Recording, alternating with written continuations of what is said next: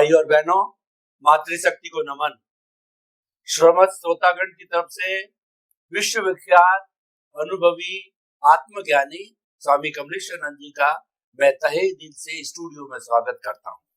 स्वामी जी, कुछ मुमुक्षुओं ने, जिज्ञासुओं ने और गहन साधना करने वालों ने मेरे को फोन पे बताया कि स्वामी जी के साथ आप स्टूडियो में प्रश्नोत्तरी करेंगे, तो आप थोड़ा गहन प्रश्न कीजिए ताकि हमारी साधना प्रखर हो जाए।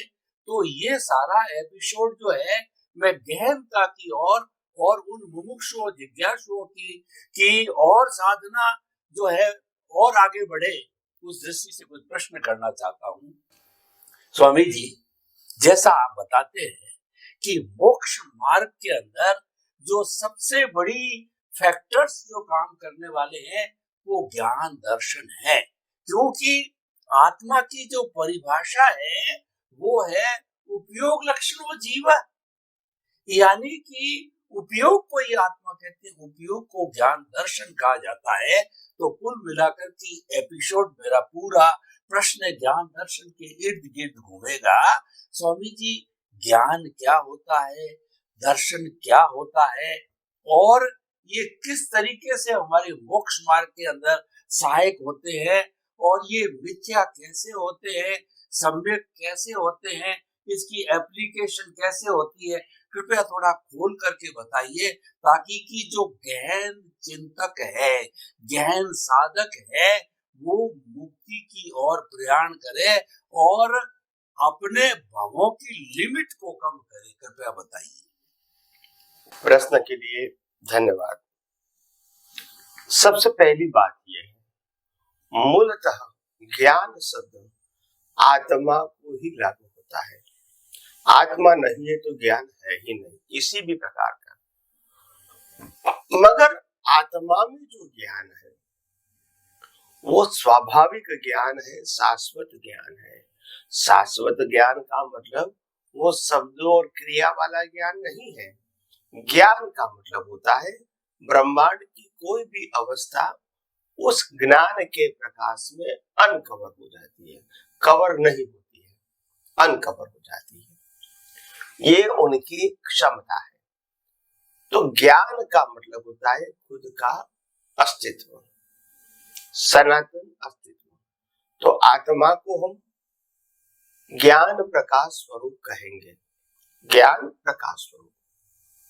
तो ज्ञान प्रकाश स्वरूप मैं खुद हूं, और मेरे प्रकाश में जो दिखता है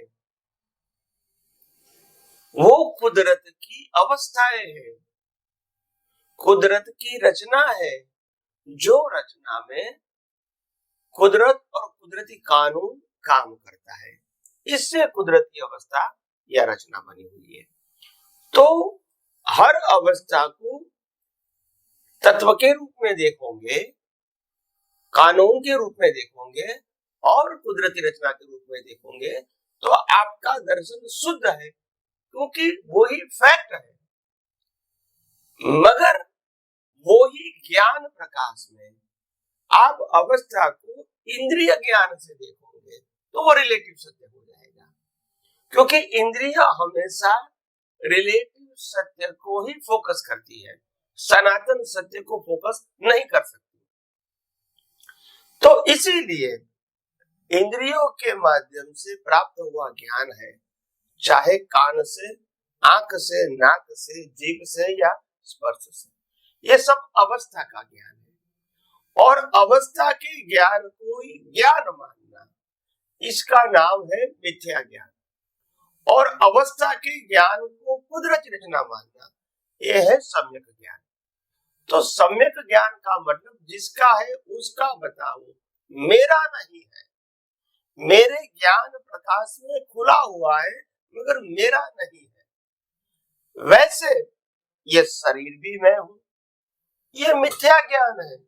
मैं आत्मा के अलावा कुछ भी नहीं हूं, मगर क्योंकि दिखता है, क्योंकि लाइफ से जुड़ा हुआ है, तो लगता है कि मैं शरीर हूं, मैं नामधारी हूं। ये मिथ्या ज्ञान है। मगर मिथ्या दर्शन क्या है? वो शरीर के माध्यम से जो कुछ भी दिखता है, जो कुछ भी समझ में आता है, जो कुछ भी अनुभव में आता है, शरीर के माध्यम से, इंद्रियों के माध्यम से, ये सब रिलेटिव ज्ञान है। वो रिलेटिव ज्ञान वो अवस्था है, मगर जो अवस्था है वो अवस्था हमेशा क्या होती है? टेम्पररी। और टेम्पररी क्यों है? क्योंकि वो कुदरत की है। कुदरत ने अवस्था क्यों दिया है? कर्म फल स्वरूप। तो कहने का मतलब है ये सभी प्रकार की जो अवस्था है वो कुदरती बनाता है, चाहे शरीर और शरीर की अवस्था है, और चाहे 5 ज्ञानेंद्रियों से अनुभव में आती और सारी अवस्थाएं, उसमें ह्यूमन की भी हो सकती है, एनिमल की भी हो सकती है, और नेचुरल भी हो सकती है। ये सब कुदरती रचना है। तो अवस्थाओं को कुदरती रचना देखना वो सनातन ज्ञान है, वो सम्यक ज्ञान है। और अवस्थाओं के रिलेटिव सत्य के फॉर्म में देखना ये मिथ्या ज्ञान है। तो मिथ्या ज्ञान में राग द्वेष होता है, इंद्रिय ज्ञान से राग द्वेष होता है, अवस्था के ज्ञान से राग द्वेष होता है। तो अवस्था का ज्ञान जो है वो सिर्फ डिस्चार्ज के रूप में भले रहे, पुरुषार्थ के रूप में नहीं होना चाहिए।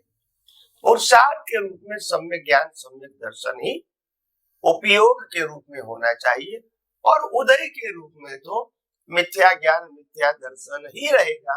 मगर उसके लिए हम जिम्मेदार नहीं है, क्योंकि सभी अवस्थाओं को कुदरती रचना देखते हैं।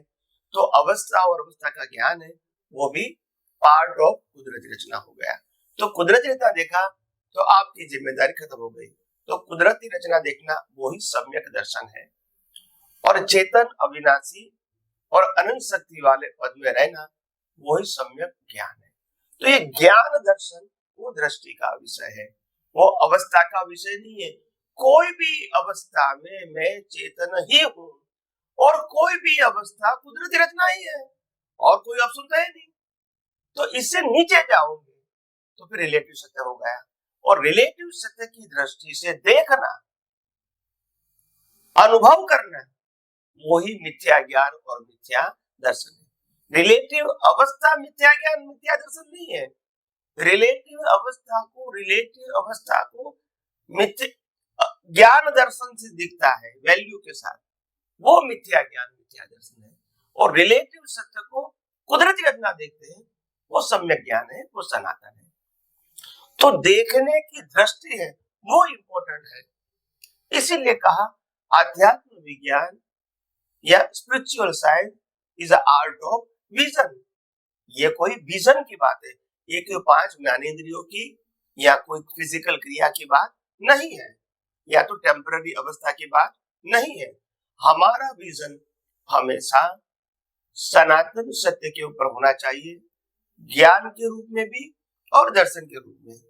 तो फिर कुदरत कहती है जब सनातन सत्य ही देखता है, सनातन सत्य में रहता है, और सभी अवस्थाओं को कुदरती रचना देखता है, मतलब उसके पास जो विजन है वो परफेक्ट है। और परफेक्ट है तो वो राग द्वेष नहीं करेंगे, कर्म बंध भी नहीं करेंगे, और जन्म मरण भी नहीं होगा। मगर जहां तक ये दृष्टि उसकी स्थिर नहीं रहेगी, परमानेंट नहीं रहेगी, वहां तक गलती होने की संभावना है। कभी रहेगी, कभी नहीं रहेगी, कभी रहेगी, कभी नहीं रहेगी। तो नहीं रहेगी वो पार्ट के लिए वो जिम्मेदार है, कर्म फल स्वरूप, और रहेगी उससे उसको मोक्ष मार्ग के लिए लायक और सहायक संयोग प्राप्त होंगे। तो दोनों बात है, दोनों का रिजल्ट तो मिलेगा। दृष्टि रहेगी तो भी रिजल्ट आएगा, और नहीं रहेगी सम्यक ज्ञान, सम्यक दर्शन, तो भी रिजल्ट आएगा। मगर दोनों का एंगल अलग है। एक एंगल में संसार के लिए लायक और सहायक संयोग मिलेंगे, और दूसरे एंगल में मोक्ष मार्ग के लिए लायक और सहायक संयोग मिलेंगे। तो आपका जो इंटेंशन है उसके मुताबिक कुदरत आपको संयोग देंगे, और हिसाब तो पूरा करना ही है। उसके लिए शरीर और संयोग कुदरत देता है, और जो कुदरत देता है शरीर और संयोग वो ले भी लेता है, क्योंकि उनका है। आपको सफरिंग के लिए दिया है, ओनरशिप के लिए नहीं दिया है, और हम मानते हैं हम इसके मालिक हैं। तो बहुत बड़ा विज्ञान है। जितना समझ में आएगा इतना मालूम होगा कि दुनिया में मैं चेतन के अलावा कुछ भी न मेरा था, न मेरा है, न मेरा रहेगा, न किसको मेरे को रिलेटिव सत्य देंगे या ले लेंगे। तो भी कोई सब्जेक्ट मेरे ज्ञान दर्शन से आधारित नहीं है। ये सब अवस्थाएं हैं और कुदरती रचना है, तो उसमें राग द्वेष करने की कोई आवश्यकता नहीं है। अगर हमारे विजन में सनातन ज्ञान दर्शन की दृष्टि है तो आइए हम और भी ये विज्ञान को आगे समझने की कोशिश करेंगे। स्वामी जी, हम महात्मा गण, जिज्ञासु और जो चिंतन करने वाले हैं, उन लोगों ने भली भांति आपकी अनुभव वाणी से ये बात हमारे हृदयंगम हुई कि अगर मैं शुद्ध आत्मा हूँ, इस चिंतन के साथ में अगर आप कार्य करते हो और केंद्र में उसको रखते हो, तो सम्यक ज्ञान, सम्यक दर्शन की एप्लीकेशन होती रहेगी। अपने अस्तित्व में रहना सम्यक ज्ञान है। और जो ये पूरी सृष्टि चलती है, जिससे ये शरीर चलता है, उसको कुदरती रचना मानते हो, तो ये सम्यक दर्शन है। लेकिन क्योंकि हमारा भुगतान भी साथ चल रहा है, तो सहज गलती होना संभव है, क्योंकि उसका भी फोर्स होता है, वो भी मायने रखती है। यानी हम जब देहाध्यास के अंदर चले जाते हैं, तो मिथ्या ज्ञान, मिथ्या दर्शन की एप्लीकेशन हो जाती है। उसके लिए हम जिम्मेवार होते हैं। और हमारा जब सम्यक ज्ञान, सम्यक दर्शन पुष्ट होता रहेगा, तो मोक्ष के लायक और सहायक हम आगे से आगे बढ़ते रहेंगे। स्वामी जी, बहुत बहुत धन्यवाद, कृतज्ञता। स्वामी जी, आपकी अनुभव वाणी से सम्यक ज्ञान, सम्यक दर्शन, मिथ्या ज्ञान, मिथ्या दर्शन का जो है, हमें ये पूरा गुर मिल गया, हमें ये पूरा सूत्र मिल गया। परंतु अब आप प्रैक्टिकल रूप से हम महात्मा लोगों को, चिंतक लोगों को कृपया ये मार्गदर्शन दीजिए कि लंबे समय तक हम किस तरीके से सम्यक ज्ञान दर्शन की एप्लीकेशन करते रहें, और जो हमारा जो कहना चाहिए कि जो चल रहा है, हमारा उदय प्रारंभ चल रहा है, उसका फोर्स आ रहा है, उसमें भी हम बैलेंस बनाए रखें, यानी उसकी तरफ ज्यादा डाइवर्ट नहीं हो, प्रकृति पुरुष अलग रहे। तो हमें कुछ ऐसे सूत्र दीजिए कि हम सम्यक ज्ञान, सम्यक दर्शन के अंदर ज्यादा समय तक निरंतरता बनाए रह सकते हैं। कृपया ऐसे सूत्र दीजिए। धन्यवाद। देखो, अगर कोई भी इंसान को सम्यक ज्ञान और सम्यक दर्शन की जागृति बढ़ानी है, तो सबसे पहले अंडरस्टैंडिंग क्लियर चाहिए। नंबर 1 कि सम्यक ज्ञान क्या है, सम्यक दर्शन क्या है। नंबर 2, आपको हो सके इतना सभी अवस्थाओं में ज्ञान दर्शन जो सम्यक है, इसका उपयोग करना है। वो भी विजन से, कोई शब्दों से नहीं करना है, कोई क्रिया से नहीं करना है, विजन से। कि कोई भी अवस्था होती है तो मेरी हाजिरी के बिना अवस्था नहीं है। तो मैं मतलब आत्मा, आत्मा नहीं है तो शरीर और शरीर की अवस्था नहीं होती है। तो सबसे पहली अवस्था है तो मैं हूं, नंबर 1। तो हर अवस्था में मैं शुद्ध आत्मा हूं, मैं शुद्ध आत्मा हूं, ये जागृति रहनी चाहिए। जैसे श्वासोश्वास चलता है शरीर में, ऐसे जागृति भी चलती रहेगी, एज अ अवेयरनेस। इसके अलावा कुदरत ने जो अवस्था बनाई,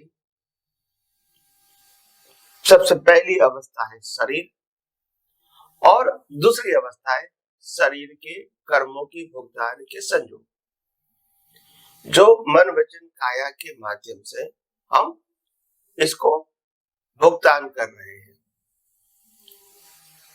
तो ये जो संयोग होते हैं, ये भी एक अवस्था है। मगर ये अवस्था जो है, न मेरी है, न तेरी है, न और किसी की है। ये सभी अवस्था कुदरत की है। आप कहोगे कुदरत की कैसी? तो कुदरत कहती है शरीर भी तो मेरा है, और शरीर को पंच महाभूत से बना हुआ शरीर भी मेरा है, डिजाइन भी मेरी है, और इसको जिंदा रखने के लिए हवा पानी खुराक भी मैं दे रहा हूं, और पूरी बॉडी को खुराक देने के बाद उसको ब्लड में ट्रांसफर करके सभी पार्ट्स को मैं ही दे रहा हूं, और श्वास बंद भी मैं ही करता हूं। तो उसमें तुम्हारा तो कोई रोल है ही नहीं, और वो जो मेरा बनाया हुआ चलाया हुआ शरीर है उसी के माध्यम से स्पीच, एक्शन और थॉट चलता रहता है। तो इसमें तुम्हारा तो कोई रोल नहीं है। तुम्हारा का मतलब आत्मा का कोई रोल नहीं है, आत्मा तो ओनली कैटालिस्ट है। तो ये सब अवस्थाओं को कुदरती रचना देखना ये प्रतिष्ठित आत्मा का काम है, और शुद्धात्मा हूं वो लक्ष्य में रखना वो भी प्रतिष्ठित आत्मा का काम है। आत्मा का काम नहीं है कि मैं शुद्धात्मा हूं, मैं लक्ष्य में रखूं। प्रकृति का काम नहीं है कि मैं प्रकृति हूं या आत्मा हूं ऐसा लक्ष्य में रखूं। ये प्रतिष्ठित आत्मा का काम है जो शरीर भी नहीं है, आत्मा भी नहीं है, इन बिटवीन है, जो इसको लाइव ईगो कहते हैं, जो पुरुषार्थ करने वाला है। वो ही, क्योंकि पहले वो ही अज्ञान का उपयोग करते थे, अज्ञान का उपयोग करके पुरुषार्थ करते थे, अभी विज्ञान का उपयोग करके पुरुषार्थ करते हैं। पहले बंधन का पुरुषार्थ करता था, अभी सेपरेशन का पुरुषार्थ करते हैं। सेपरेशन का मतलब होता है मैं और मेरे साथ जुड़ी हुई सभी अवस्था। तो मैं तो चेतन हूं, बाकी जो मेरे साथ जुड़ी हुई अवस्था है, शरीर, संयोग, ये सब कुदरती रचना है। तो ये अवस्थाओं को कुदरती रचना देखना और शुद्धात्मा में रहना, ये प्रैक्टिस की बात है। ये प्रैक्टिस इसीलिए सिंपल है क्योंकि ये प्रैक्टिस में कोई ऑप्शन नहीं है। कोई भी अवस्था, स्थूल, सूक्ष्म या वाणी की, हमारी या दुनिया के कोई भी व्यक्ति की कुदरती रचना ही है। आपको तो देखना है, ऐसा नहीं कि इतनी अवस्था कुदरती रचना है, इतनी अवस्था कुदरती रचना नहीं है, ऐसा नहीं है। सभी अवस्था कुदरती रचना है। तो आपकी दृष्टि तो एक ही होनी चाहिए।